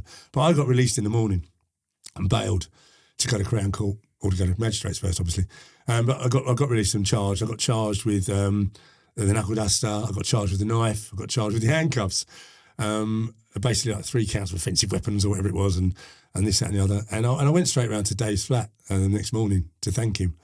And yeah, it ended up going to court, and we had a 3-day hearing in court, in Crown Court in London. And by this time I got all my sort of statements and things done. But having Dave Courtney, I didn't know Dave when I first, that was the second time we'd met. In the months that it took to get to court, I obviously got to know Dave a lot better. But when we was in court, he was my star witness, and it was shocking. Dave is a nightmare. So the first day was all prosecution, yeah? Dave's upstairs in the public gallery shagging his missus whilst I'm in the dock, right, taking the oath. Oh, Dave, and all that, right? I'm like, for fuck's sake, right? When he finally got to the witness stand... That's outrageous. It's outrageous, yeah. And it was Jenny. Jenny walked down and went, next. Anyway, that was all went on. That was the start of it. He turned up as my star witness. He's wearing a black shirt, black trousers, open neck, big gold chain, gold knuckle duster hanging on it, right? So he stands here in the dock, and I'll try and get this all right, how the order this went in. But basically... So the prosecutor says to him, so Mr. Courtney, says here, he's sitting on this bit of paper, it says here that you manage a pop band and you're an actor. Is that correct? He went, yes, sir. He said, and what sort of acting do you do? He said, I have written off to Baywatch. He said, but nothing yet. He said, I normally play a villain. And when he started saying that, when he said about the writing off to Baywatch, the jury just wet themselves, right? And then I thought, I understand what he's doing. And the guy said to me, he said, So you think of yourself as a bit of a tough guy then, Mr. Courtney? He went, oh, very much so. I mean, he turned everything around completely out of the opposite way. I mean, he said, so how do you look at yourself? And he turned sideways and went, well, normally like that. So basically, all the way through his, testimony, he was getting the jury to laugh, right? And I think they all just sort of fell in love with him, to be honest. He was hilarious. And on the final bit of summing up they did, which was also quite funny, they went about the weapons, and they were Exhibit 1, Exhibit 2. And they said, right, so will we put it to you? He goes, you were driving around London, Mr. Courtney, with Mr. Redwood, and with a knife, a 19-inch long knife with knuckle dusters on it, and a knuckle duster, and handcuffs, waiting to use them on somebody. You were waiting to use them on someone. He said, well, that's just not true. He said, there was a great big dildo in the car. He said, we weren't waiting to use that on anyone, was we? And again, the jury wet themselves, but there was no dildo in the car. But that's not what they printed in the papers. And my mum wouldn't speak to me for 6 months. No, I bet. It was like sex toys in the car, handcuffs and all this. I was like, oh, for God's sake. She didn't mind the studded sword. That was okay. She knew I had that. It was the dildo. Yeah. But anyway, so at the end of the 3-day hearing, I got not guilty. And they gave me my sword back, and they gave Dave his knuckle dusters back and his handcuffs. And the police actually come up and apologised for arresting me and said, we didn't realise you were such a nice guy. Because as the 3 days had gone on, I'd actually been chatting to them outside. My lawyer said, you can't talk to the police. But I did. I started chatting to them and telling them to joke with them and a laugh and everything. And by the end of it, they went, we should never pulled you over. And it was quite bizarre. It was quite hilarious. Yeah, still drawn out stress no one needs. Oh, yeah. Well, look back now, it's hilarious. It wasn't hilarious on the day when you're in the dock. Yeah. And Dave's having sex upstairs. In retrospect. No, yeah. It makes a great story. Yeah, it's funny. Have you ever been turned over or badly hurt? Yeah. I've had a couple of, not many. I'm pretty good. I'm always pretty good, but I've had a couple that have gone wrong, not in my favour. I had one at the motorway services one night with a huge group of guys. So this is off the door? Off the door. I was on my way. I'd been out to that same club with my girlfriend and another couple. And we stopped in for a bite to eat or a cup of coffee or whatever in the morning, 3 a.m. And a load of other guys turned up. Turns out, actually, some of them were Doorman. And I had quite a good-looking girlfriend at the time, and she used to wear Wonder Bras a lot and get a lot of attention. And some geezer shouted at her, like, get your tits out, love, which didn't go down very well with me. And I went, oi, wanker, shut it. He then went and got his back up, and all of a sudden I'm surrounded by about 8 guys. And me being me, I was just having a laugh, really. I had this little gun lighter. I was just smoking them days, so I had this little lighter that was like a gun. And all this lot like sitting around us, and my mate wasn't a scrapper. He was a really nice guy, but he wasn't a scrapper. So there's only 2 of us, and there's 8 guys. And this fella's like, he said, you think we're mugs? I went, well, you look like mugs. And he's like, I said, listen, I want to prepare you. I said, listen, I've got a gun and I'm not afraid to use it. And let me fag. And anyway, one of them come over and smashed me in the face with a knuckle duster. That's how it all got started. And I ended up having to tear up with them in the place, and I couldn't fight. I was so off me nut that it was like having rubber hands, I was grabbing hold of them. I still had the strength to throw them around, but my punches were like I had a spaghetti hand. Mr. Soft. It was like, yeah. But luckily enough, it all sort of stopped, and this guy went, we're both Doorman, we shouldn't be fighting each other or something like that come out of it. I was so angry, though. I was so livid that I had allowed myself to get in that situation, because they actually clumped me while I was still sitting in my chair. I didn't even get up until they'd hit me. I did actually buy a gun and was going to shoot the guy. I wasn't happy because in my mind, I hadn't done anything wrong. Guys actually started on my missus. I've only told him to bugger off, basically. He said, but what happened was, as it all turns out in the end, a very good friend of mine told me to wait a couple of weeks and think it over properly. He went, do not go rushing in. I knew by the next day what his name was, knew he was married, knew he had 2 kids, knew where he lived. And I was all for going around there and sorting it out. And my mate went, I want you to promise me you're going to wait 2 weeks. So he said, wait 2 weeks. If you still feel the same, just go ahead and do it. But if you don't. He said, he's a father, he's got kids, he's did this and that. But he wasn't the one who actually caused the problem. The one who caused the problem was the one that had to go at my missus. What I found out afterwards, after a third party spoke to them, was that he didn't know anything about that conversation. He just thought I'd threatened his mate. So he was only actually standing up for his mate, but it all got out of hand. When he found out apparently what his mate had said and instigated the problem, he battered his own mate. He gave him a slap anyway. And I actually bumped into these guys in a club in Rochester about a year later. I was out on my own, just having a night out, as I used to do. I'd visited a couple of bars that I was doing the doors on. Then I decided to pop into this other club, have a social one, because I knew the manager there. And these guys were in there, and they recognised me, and they come over and we started chatting. And I ended up actually leaving there after hours and going back to some remote little pub with this same group of guys that had been jumping up and down on me. And actually, they were all right. Nice fellas. It goes that way sometimes, doesn't it? Yeah. Sometimes it's good to have 2 weeks to think about it. Yeah. Some of my best friends. People you had a row with back first. in the day, we had big problems. Yeah. But there's that mutual respect. Had the same in Thailand. When I lived in Thailand, I had a huge fight over there with a crowd of guys, and that was all over bullies again. It was all over I was in a bar 4 o'clock in the morning with a friend. I wasn't too drunk. I was sensible actually, and a guy came in strolling into this bar, and he was barging everyone out of the way. Just a proper little bulldog of a fella, built like a little brick shit house, but short. But just bumping into everyone, just pushing everyone out of the way. And he knocked an old geezer over next to me, and it really pissed me off. Knocked his drink out of his hand, didn't stop, didn't apologise. And he came back out, and I said, when he comes out, I'm going to have a word with him. I've got to say something.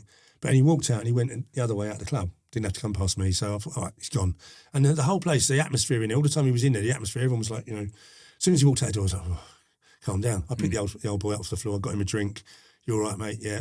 And then 3 minutes later, the guy's coming back in again, but he's coming up my side this time. And I thought, he's not going to push me out of the way. So I blocked the little sort of the narrow part off where he's going to have to say, excuse me. And sure enough, he stopped. He went, mate, can I get through? And I went, no, you do speak then. I said, you was here 5 minutes ago, weren't you, when you knocked that old boy over? He said, well, is it a problem? He got right in my face immediately. And in my experience, I thought, he doesn't really want to talk about this.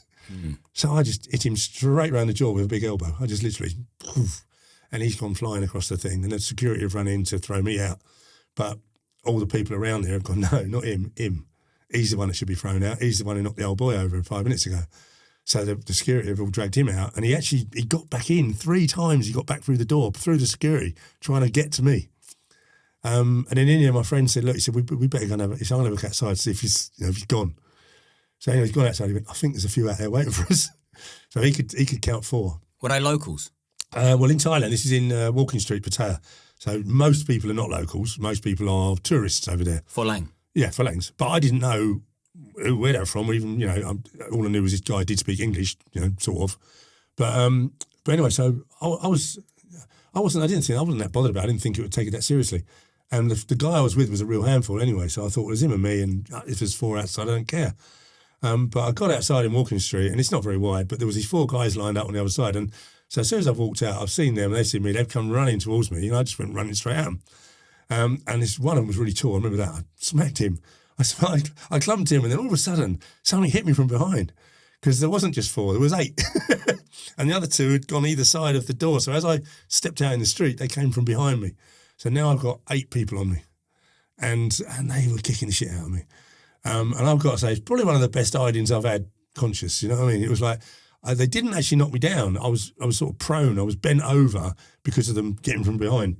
And I was getting kneed in the face and banged in the head, and I was getting bad left, right and centre. I was thinking, Jesus. And all I could do was try and push myself back to get back to the club that I just walked out of. And I remember sort of getting back to sort of near the doorway, and I just sort of managed to break free and stand up. And I went and I shouted at him, and I went, is that all you got? And inside I'm thinking, I fucking hope it's all you got. I was in bits. I'd put my teeth through my bottom lip. I had 7 stitches in my bottom lip. I knew that was pretty bad straight away. I had braces on and I was straightening my teeth, and it broke the braces, broke the wire braces. The wire brace went through the side of my mouth. My teeth went through my lip. So I was getting proper battered. And at the time I was on blood thinners as well. So I was a bit worried afterwards because they all ran off. When I stood up and shouted at them, they all just legged it. And I thought, result. How long ago was this? 12 years ago. But yeah, this night I had to go to the hospital that night and then get a brain scan done just to make sure I hadn't got an internal bleed, because I got so many smacks, and they had to stitch my mouth up anyway. So I ended up with a couple of big black eyes and 7 stitches in my lip, and it broke me braces, which I was pissed off about because it cost me fortunes. So anyway, I then started trying to find out who these guys, where they were from and who they were, and because I live there. So if they live there, I've got a problem now, and I don't know who they are. So and it's always been the place where I get away from problems, not the place I go to for problems. So this is, really pissing me off. But anyway, I asked around, I went back to the club, and they sort of didn't want to tell me too much. And it sort of, someone said they might be Australians. And then I was in a club another night, and I bumped into this other guy who's actually now a very good friend of mine, called Nick Carra. And Nick Carra is actually Australian K1 champion in his day. Top guy, tough as nails. And he must have knew who I was. He wasn't there that night, but he clocked me. And we started talking. He said, I think you might know a few of my friends. And I was like, oh, you mean the bunch of people who jumped on me in Walking Street?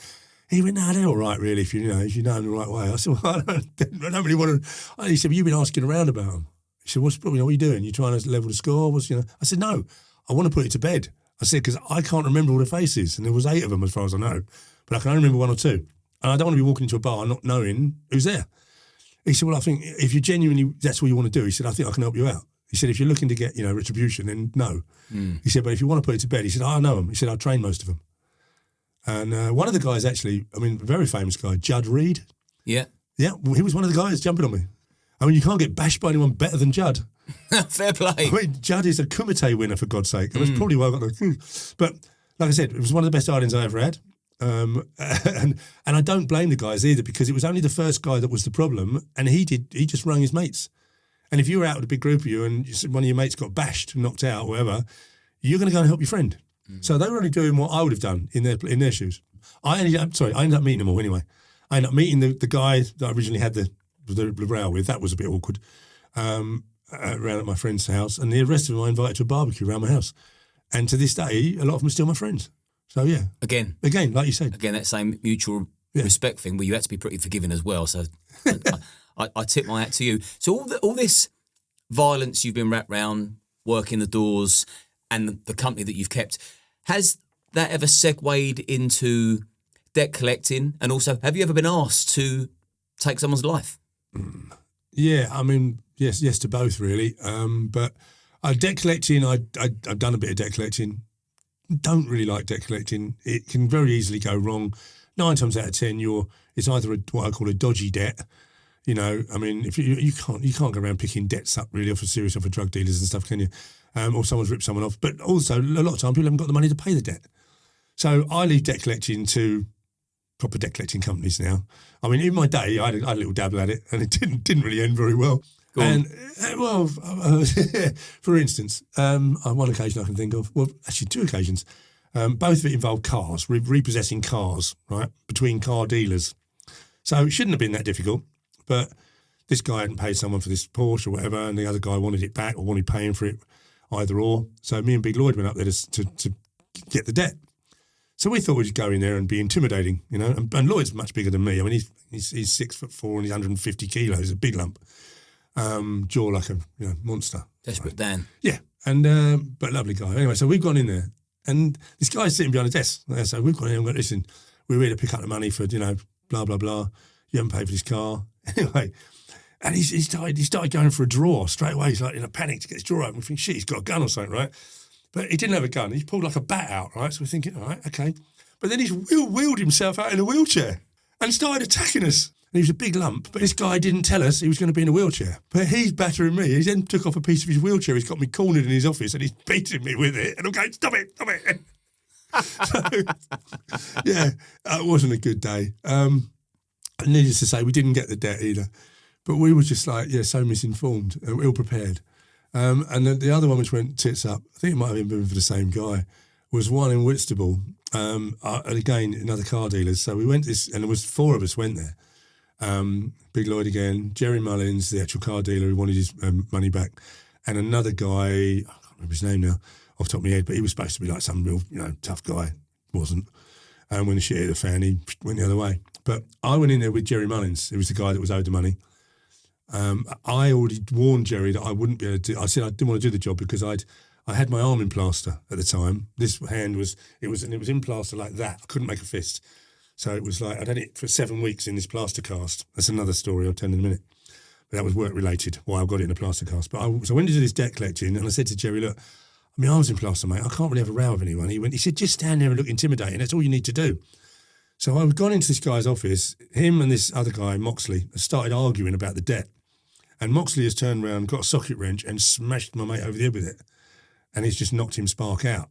And he's then like wanting to steam into him some more. So instinct with me is like protect my friend. So I've grabbed Moxley and I've sort of gone like that, grabbed him and I've gone, oh shit, I've got a plaster cast on. So I've thought, right, I'll just run him into his office walls and try and wedge him against the wall. So I've sort of run him through his office, smashed him into the wall, and then he's got that arm free and he's clumped me straight over there with a socket wrench, but I've still got hold of him with this hand. So it really hurt. So I'm like, Lloyd, I'm yelling for Lloyd to come in and the other one's outside. 2 of them, no one's coming. So I think he hit me about 5-6 times in the end with his socket wrench. And each time I thought I was going to go out, but in the end, I just had to slap him with the plaster cast around the head and then make a retreat, grab my friend on the way and drag him out of the office, still unconscious. So I've got him out. Now all of his workers started coming out of the garage with tools in their hands. I'm thinking, shit. But I'm really got the hump now. My head, I am pissing blood everywhere. I had like big flaps of skin hanging off my head and blood oozing out like fountains. And I'm proper livid. Anyway, so I've got this plaster cast. Oops. And I've ripped the plaster cast off so I can now make a fist. So I've actually ripped some of that off so I can get my hand shut. And I've run back in and I've grabbed hold of this Moxley and I'm battering him over the top of one of his cars on his forecourt. And all of a sudden someone's grabbed me and it's the police. And so I got arrested. He got arrested. I think we all got arrested, but I was the only one who actually got locked. So him, Moxley, the main guy, and me got locked up. Jerry went to hospital. How did you talk your way out of that one? Oh, I didn't. I went. I took me to Canterbury Hospital because I had 40 odd stitches in my head or something. It was a lot of stitches, and I had big flap of skin. I had hair then, so I had this big little hairy flap. Right, and when I got into the hospital in Canterbury, the police was with me, right, and I remember saying to the nurse, I went, "Are you not going to X-ray my head?" She went, "Why?" I said, "He might have cracked my skull." She said, "I can see your skull." She said, "It's fine." She said, "I can actually see your skull." She pulled his flap up and she stitched it back down.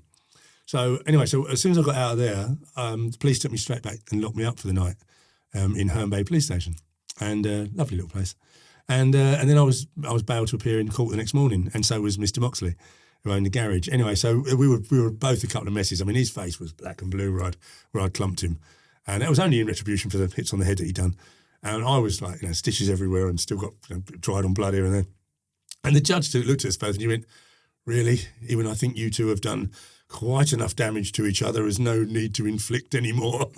He said, "But I am going to," he said, "I'm going to bind you over, Mr. Redwood, to keep the peace for a year, and I'm going to ban you from Tankerton for a year as well." So I was not allowed to go to Tankerton for a year, and I was bound over to keep the peace. But that was it. 2 decent stories from your debt collecting career. And what about people asking you to do a hit for them? Yeah, I did. I've had 1 or 2 people ask me to do that, and it's just not really me. I can sense that. And what about female attention? How much of that would you get on the door? When I was a young man, when I was a young, good-looking man and I had hair, loads of attention. It was great. It got me into lots of trouble. I was always really looking for a relationship, but I wasn't very good at that. I think the lifestyle I was leading wasn't really everyone's cup of tea either. I've been married 3 times now. I'm very fortunate. I've been with my beautiful wife for 11 years. She's 25 years younger than me. She's absolutely gorgeous. She's from Thailand. And she's an absolute diamond. I was married twice before, and I'm not going to say anything bad about anyone, but I think anyone who could have put up with me for as long as they did probably did quite well. It's not easy when you're living in that lifestyle, was going through the period of the being shot at and stuff, and you're living with, lights around your house and cameras and, 2 cars, taking the shit car to work because someone's going to key it up and leaving your good car at home and all that sort of thing. That's not for everybody. That's really difficult. And then being out all the time, till the wee hours of the morning working, is also not easy for anyone. So, I don't blame anyone who couldn't put up with that. I think that's pretty tough for anyone to put up with. And what made you set up shop in Thailand? I just loved it so much. I went there. I've been, like most people, I've had holidays all over the place. But, when you go somewhere, I just literally fell in love with it. It was awesome. I had a few holidays there. And then I started looking at I was making better and better money at the time as well. And I really should have invested in England, to be honest. As it's turned out, I've ended up selling stuff in Thailand to reinvest it in England. But at the time, I always suffered with, I used to suffer really bad with arthritis, joint pains and all that. And I could see myself not wanting to be in England when I was older. And I thought if I could go and retire into some warm place that was cheap, and it used to be cheap, it's not cheap anymore. Oh, really? No, it's definitely not cheap. I mean, in the days when you were getting 74 bahts to a pound, then everything was dirt cheap. Now it's more like 44 bahts to a pound. So it's nearly twice the price. And it's just, and as a foreigner, you've got, you can't even live there without having a visa all the time. You've got to keep renewing visas and going down to immigration. You can never become, it's very hard to become a citizen. It can be done, but you have to read, write and speak fluent Thai. I mean, I'm not that good. I can't read or write it and speak a bit, and that's about it. Pomput pasai Thai dai need noi. I can get by, but I certainly couldn't read or write. So I'm never going to become a citizen. And then you start, as a foreigner, you can only own things in a limited company name. So I had 5 limited companies owning 12 houses and land. And then you start worrying as you get older. You don't think about these things when you're 40. You don't think about dying, really, do you? But as you start to get older, you start thinking, well, hang on a minute. If I, say I'm crashing my motorbike, which I love to ride out there, and the traffic is crazy, and I die, how's my son going to travel to Thailand and try and convince those lawyers that these houses belong to him? They're in limited companies. I'm a shareholder. There's Thai partners. So it all had to change. So I've sort of liquidated all the houses, bought properties back in the UK. I've still got one beautiful house in Thailand, which is lovely. I sold the land I got out there and reinvested that as well. So I've been lucky that I managed to actually make money from it. And are you still back and forth now? Yeah, but now it's a different pattern. So now, instead of backwards and forwards all the time, as of last year, I now just want to do sort of like most of the winter there. So I go there in sort of November, come back in March. So tell me something that's close to your heart and important to you. I run a charity in Thailand. Right? When I say a charity, it's actually my charity. It's called the Big Guy Charity. Okay, it's not a registered charity, but it's something I've been doing for 20 years. So when I started making money years ago and started doing well in my own life, I wanted to help others. I did, first of all, do charity work in England before people say, oh, why are you doing it over there? But let's face it, in the country we're in, I mean, look, our government looks after just about anybody, right, including the ones that don't need looking after. But in Thailand, there's real poverty. There's real poor people, orphanages. I found a passion for, and I started helping the kids 20 years ago out of my own pocket. Then when I got with my current wife, she said, look, you're doing great work, but we need to call this something. So my nickname being Big Guy, so we just called it Big Guy Charity. So if anyone wants to go on Facebook, I've got my Big Guy Charity page. So we'll just put in Big Guy Charity. We're a total non-profit. Anything I make gets spent on the children or on building orphanages or helping with orphanages or taking them days out. Normally once a year, I take out as many kids as I can to the beach. I just took out over 500 children for a day out to the beach. We pay for the buses, we pay for the ice cream, we pay for the food, we pay for the drinks. We organise the whole day. We're lucky. We've got probably, because I've been there for so long, I've got probably 20 helpers come along and they all put Big Guy Charity T-shirts on and they all get involved. And it's something that even now, since these podcasts I've been doing, a few people have actually stepped up and helped me. And there's a guy called Craig Blewett who's actually set me up a website so I can actually push it a bit further, and rather than just a Facebook page, and he's doing that for free. And there's his son, Connor Blewett, who is he's an MMA fighter, and he's going into that wearing all my gear, trying to publicise the charity more. And I'm just in the middle of trying to set up a foundation in Thailand, so we will be able to actually open a bank account in the foundation name and take donations. So then we'll really be able to help more and more people, which is what I love doing. I just love doing it. It's great. Great for the soul. Anybody that thought you was a big bruiser at the start will now be thinking, no, he's actually got a big heart. When the little reels go out there, sometimes people see the little clip and they're like, yeah, I knocked him out, I done this, done that. That's not really what I'm about. I mean, I was just sum it up by all the way through my career, I've always tried to do my job properly. I've always tried to police things and look after, like you said earlier on, the poor, the normal customers who come out for a good time, and 90-odd% of them do. It's that little percentage that don't, and that's the ones that we've had to deal with, it's sometimes that gets messy. but if I had my way, I'd like to go to work, have no fights at all, make lots of friends, have a wonderful trouble-free night, and go home and go to sleep. That's a good night out for me. I never once wanted to go to work to have a problem. If I had a trouble-free night, then that was a real result. Get home in one piece and didn't have to do anything to anyone. Again, that's the ultimate goal. Yeah. Get home safe and make sure that everyone that you've supervised got home safe. Had a good night. They've had a safe night. Yeah, that was always my goal. Yeah, for sure. Yeah, no one needs to get hurt. No. And we're there to prevent the people from hurting. Yeah. People that don't want to be hurt. Yeah. But sometimes you have to step outside the box to deal with a certain type of person. Totally. But it's worth being really heavy with one bloke that's going to cause harm to a group. And the other thing is that once you get that reputation, I'm not being funny, but once you do build up that sort of reputation, the job does become easier to an extent, where you can walk into a bar and just because you're there, people won't play up, or if I did see someone playing up, I just sort of look at them and point at them and go, stop it. And they're, okay, sorry, Marcus, sorry. Or if someone was a little bit too pissed, best thing you do is go home, come back next week. Just let them walk out the door. I don't have to throw them out. I just tell them to leave. They went. How easy is that? I feel like we could probably sit here for another 4 hours. Easy. But what I'm going to do, I've not done this before. So anybody that's made it this far through this interview, which has been great, by the way, if there's anything I didn't ask but you're sitting there thinking, I'd like to know that, put it in the comments in YouTube, and who knows, there could be a part 2 and we could cover those bullet points. But this has been great. It's been fun. Yeah, I've really enjoyed spending some time with you, mate. And thank you. I can't thank you enough. Thank you. Cheers, brother. Cheers.